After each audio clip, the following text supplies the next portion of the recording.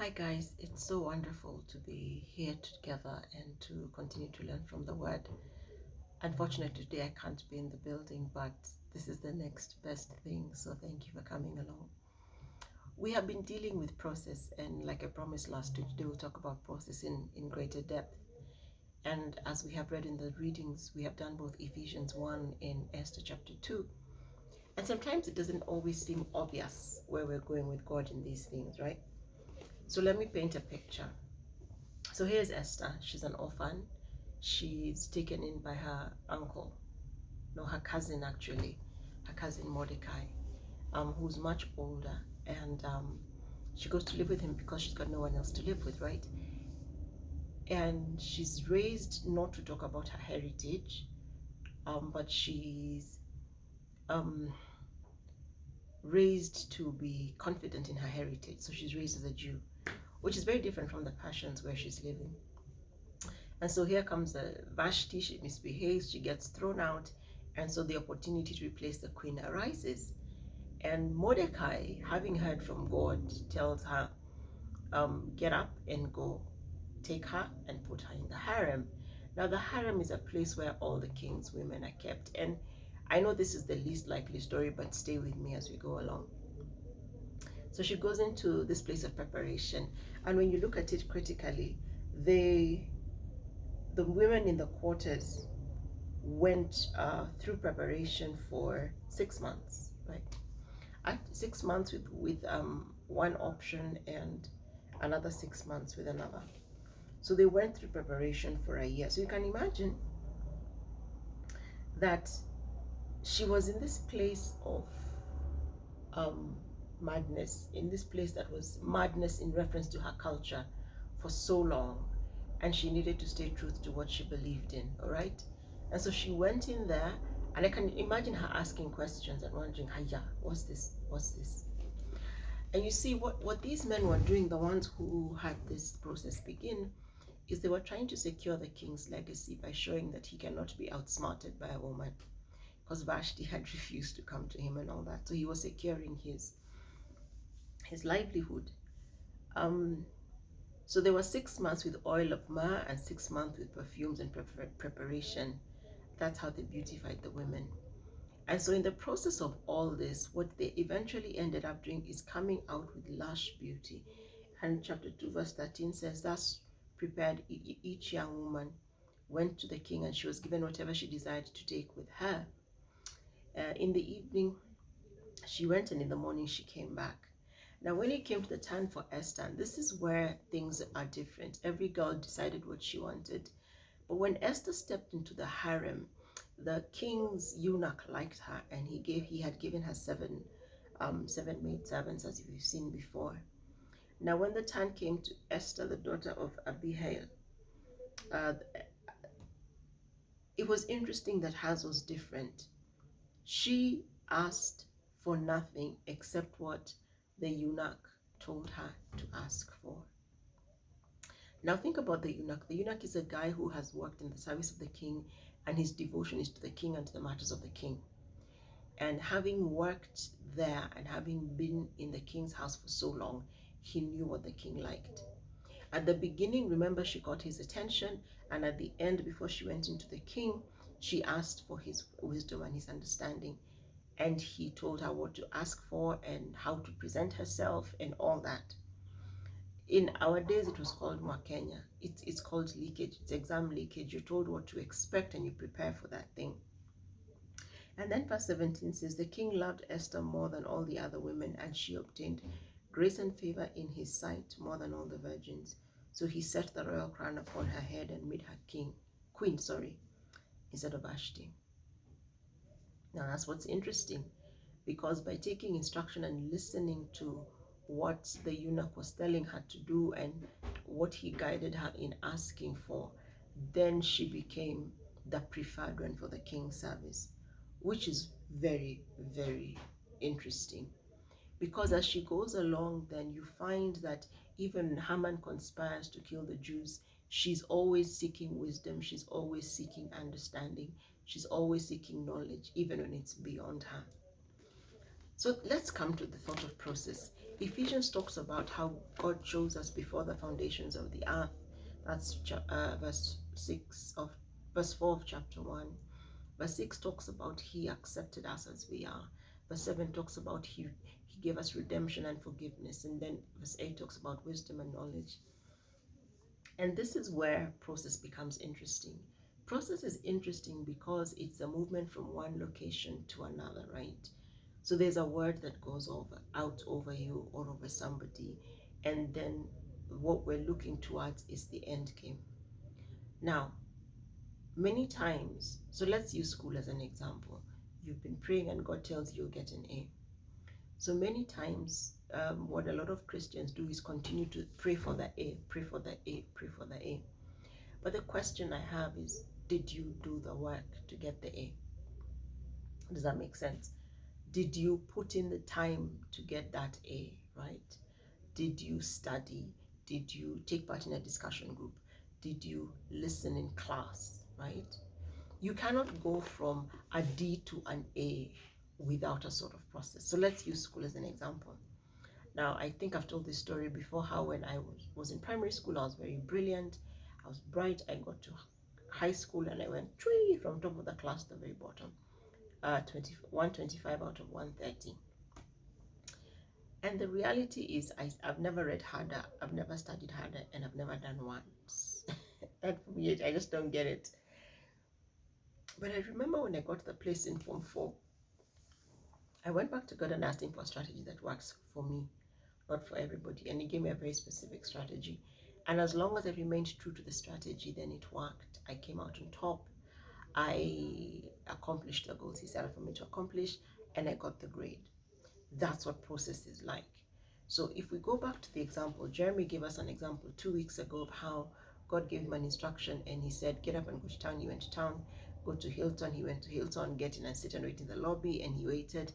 And then the final instruction was, go talk to those 3 people. They will get you a route to the US. And he didn't. And what did he tell us? He has not gone. Now is when God is reopening doors. So there's a very big thing about process. We cannot get from point A to B without following the process, because the process is what makes us who God would like us to be. It's what makes us the reality of who he sees us as, right? Abraham, when God called him out of the Chaldeans, he was Abram. Abram could not be the father of nations and the father of kings. Abraham could be, and indeed was, the father of nations and kings. So Abram had to become Abraham, and Sarai had to become Sarah, because Sarah means mother of nations and mother of kings. So there was a place in between, and in their process it meant, and that's where I'm going to look at it, it meant receiving a word. He was called to leave his father's house, everything he had known, to follow this unseen God to a land that he would show them. When you look at Ephesians 1, it talks about he chose us from before the foundations of the earth. There was a thought in the mind of God that called us out, that established a plan for each of us. We have a responsibility to answer.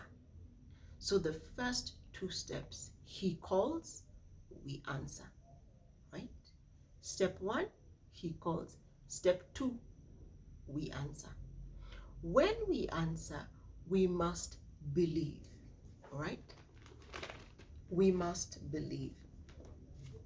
And Ephesians 1:13 says, in him you also trusted after you heard the word of truth, the gospel of your salvation, in whom also having believed, right? So you hear the call of God and you answer, just like Samuel said, here I am, Lord, speak to me. So you answer to that call. And when you answer, you don't just answer to park it over there. You now have to take the place and believe the word he said. And when you believe the word God has said, so that's number 3. So call, he calls, we answer, then we believe the word, which means we take that word and we accept it, and it settles in our spirits. All right? And we go back and ask him in the place of belief, what is the path, right? What are the steps? How do we get from A to Z? Where are we going? Who are we going with, right? So that's the belief point is a point of interrogating the word. You don't just get a blanket word the Lord said you will pass and you say amen. You go back to God and ask, what does pass mean? What do I need to do to become that? What do I need to understand about you? How should I know you? How should we walk together? So you have to have that complete conversation with him. So he asks, he calls, we answer, we believe. Then in the point of belief, remember we've said is when you begin to unpack the process with God, okay? And then you trust the path. Remember Esther at the point at which Mordecai tells her that she has to go to the king, okay? She knows that going to the king uninvited could get her head chopped off. It could get her killed.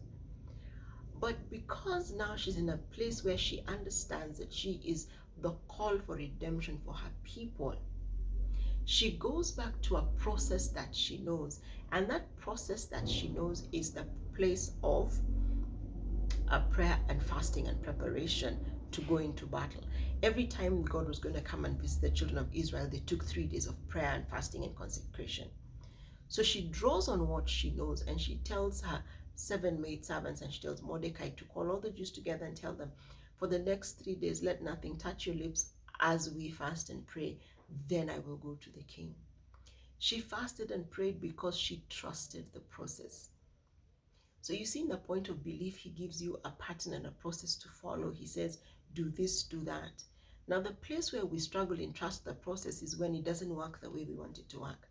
So for instance, he says, go to this school. So you go to the school and then you find, that teachers are useless from your perspective. But because you're in that school and because he's promised you an A, when you sit there in absolute faith with him, he provides an opportunity to open doors to improve the situation, because his word to you will not return to him void. To trust the path means to stay there, to sit your bum down and stand on the word even when it doesn't look so. So I remember many times I have never studied so hard and I'm still getting D's and E's, and I still turn around and tell the Lord, you have said I'm going into university straight. I will not repeat. I will go straight in. It wasn't always easy to sit there and trust the process, but I began to say, if you said it, I believe it. And there's a song that CC Winans has just released. It says, you said it, I believe it. You said it, it is done.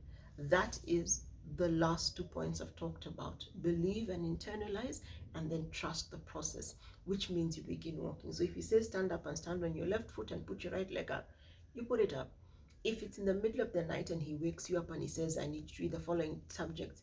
If you're in a boarding school and you're in a scenario where you can't read, grab a pen and write it down. Okay? And then go and read those subjects. So that's about trusting the path. And when you trust the path or the process, then you walk in it, right? You take the steps. So he wakes up and he tells you, go to maths and read algebra. You get up and you go and read algebra, my people. Please, just go and read that algebra. Because when he tells you to read it, the revelation you need to understand it is ready. It's available. And then as you're walking, he continues to give you revelation. He continues to unpack it for you. He continues to make it visible and possible. One of my mentors talks about, I have light for the step I'm on. So she's always consistently changing things, because as the Spirit tells her to do things, she does them. So sometimes to us, she looks foolish, utterly foolish, because you'll meet in the morning, she's going to Mombasa.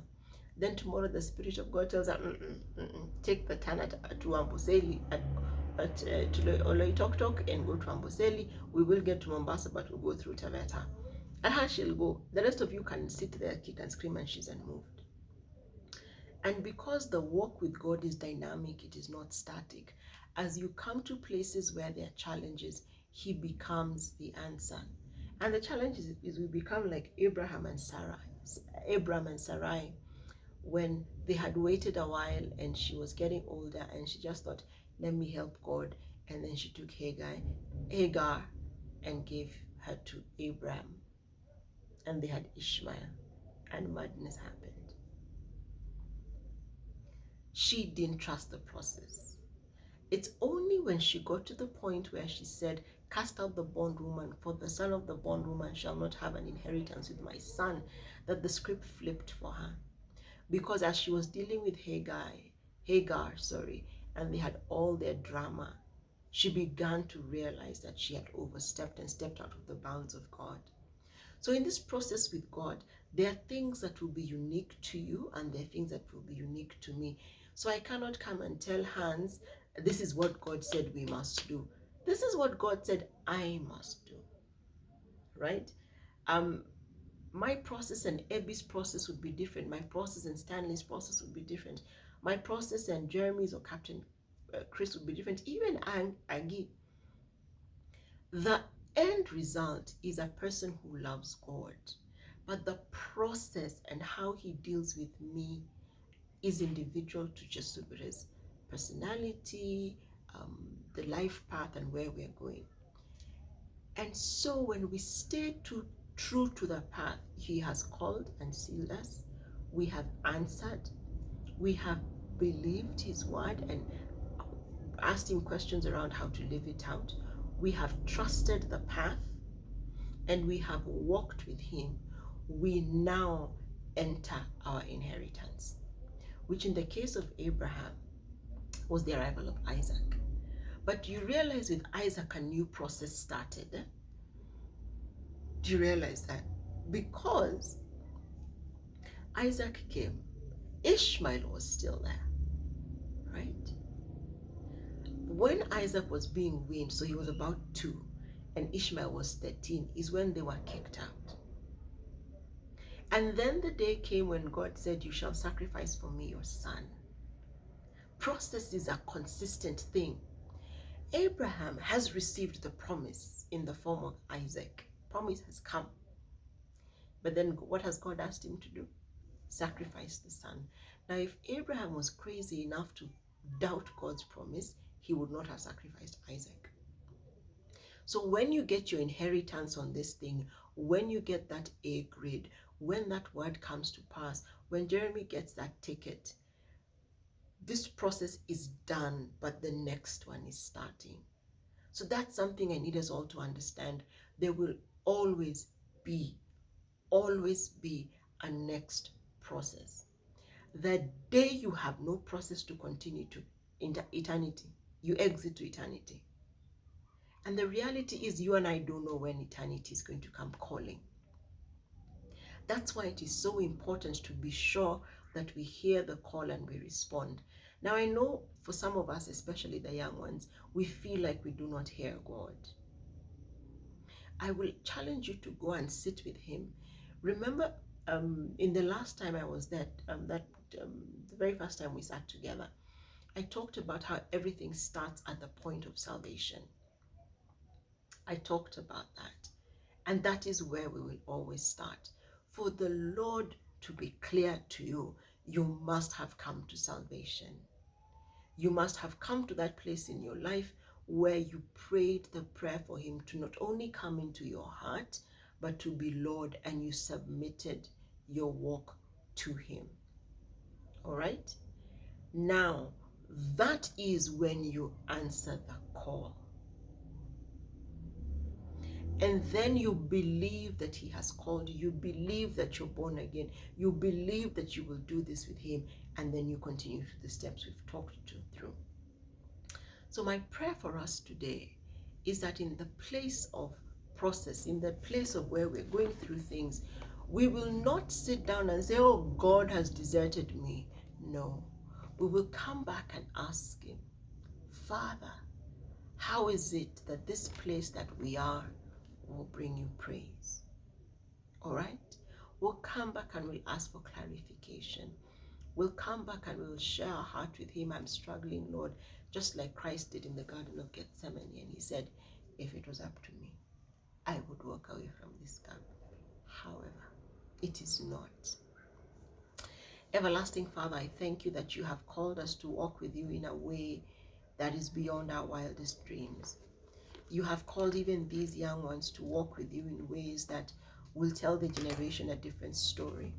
So I pray for each one of us, young and old in this room, that when you call, we will not only hear your voice, we will recognize it as the voice of our King, and we will answer in faith, O God. We will answer with confidence, because no man comes to you unless you draw him to yourself. And when we have answered, we will sit with you, O God, and we will interrogate the word that you have said to us, and we will believe it. It will sink to the depths of our souls. It will sink to the depths of our spirits. It will sink to a place in us that will shift who we are. And it will give us the grace and the strength to trust the path. It will give us the grace to sit, and as you draw the path and as you show us the end goal, it will give us the grace to believe that you who began the good work in us is faithful and will complete it in us. And thus we shall walk with you. That as we trust the process, our walk with you will be deepened and it will be strengthened, that we may inherit the word that you have spoken so diligently over us. Everlasting Father, I pray for each and every one that you will draw us to a place in you that will give us the confidence to walk with you. That even when our generation doesn't think it's cool, even when people around us don't think it makes sense, our walk with you will be steady, because your word does not return to you void, but it accomplishes everything that you have established it to do. Because when you call a man, you give him the grace and the ability to keep walking. Because when you call a woman, or even when you call a child, male or female, you establish them and you give them a way to walk with you and to attain the fullness of your plan. Therefore, Father, I pray that you will cause us to trust the process, that when you call, we will answer, that we will believe, we will trust the process, we will walk with you, and thus we shall inherit the word you have spoken over us. To the praise of your glorious name. Amen.